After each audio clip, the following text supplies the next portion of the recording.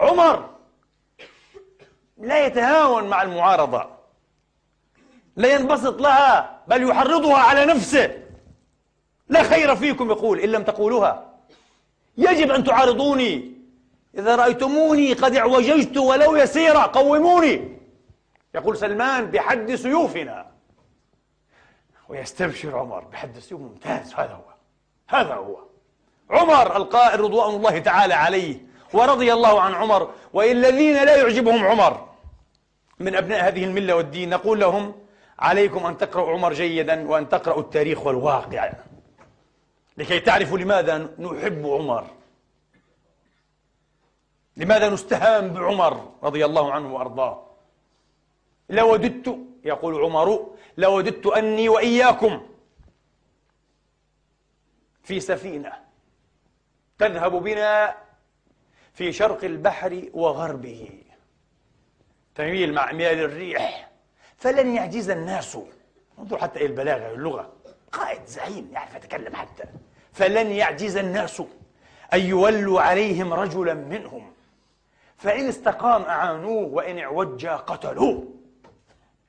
عمر يقول هكذا قال نصيحتي ووصاتي وخطتي في الهدي السياسي لأمة محمد من ورائي وفي عصري، أن من تقدمونه ويجب أن تقدموه لا يتقدم بنفسه، تضرب رأسه، هذا لا يأتي على ظهر دبابة ملعونة لعنة الله على عهد العسكر، لأنه عهد ليل لا نهار فيه، فقد قفزوا على الحكم في ليلة ففر الصباح ولم يرجع إلى اليوم.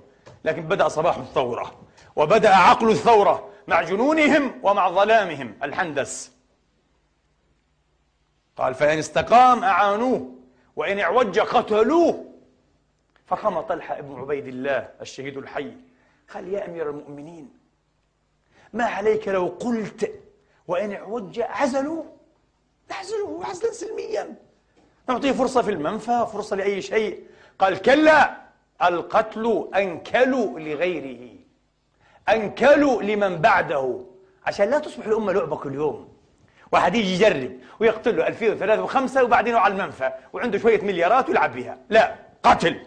عمر يقول قتل، اقتلوه. قال اقتلوني إن اعوججت. عمر كأنه يقول لهم، يلهمهم، يقول ها أنا ذا وأنا القائد المعلم، إن اعوججت اقتلوني لا تبقوا علي. إيه، وليذهب الحاكم إلى 60 جحيم من أجل أن تعيش الأمة، من أجل أن ترشد أمة. أكثر ما يغيظ ويحنق ما أقراه لبعض البله المغفلين الخالين من الإحساس والوطن والشرف والله العظيم والضمير. لماذا تتكلمون في زعمائنا؟ فإنهم وإن أساءوا لكن لابد يا أخي، لا حول ولا قوة إلا بالله. ما هذه العقلية العبودية؟ أنت عبد، أنت رقيق، أنت قن من أقنان الأرض وعبد من عبيد هؤلاء الآلهة الزائفة. لكن كيف لا يوجد أمثال هؤلاء المغفلين البله التائهين الحيارى؟ ونحن نرى ونسمع على الشاشات الله معمر وليبيا، أستغفر الله العظيم، الله معمر، الله معمر بحرف الواو. ماذا فعل لكم معمر؟ لا عمر الله دياركم أيها الهاتفون. هؤلاء لا خرب الله ديارهم، خرب الله مستقبلهم. ماذا صنع لكم حتى لم تثنوا باسم رسول الله، ولو سمعها الرسول لغضب غضبا شديدا ولقال أجعلتموني لله ندا. ممنوع في العقيدة الإسلامية أن تقول بفضل الله وفضلك، ممنوع. بفضل الله ثم وخذ نفس بفضلك، ولسه فيها رائحة وثنية كمان. شو هذا؟ الله معمر وليبيا كالمجانين، أقسم بالله رأيناهم كالهبلان، بضع عشرات بفضل الله عز وجل، بضع عشرات.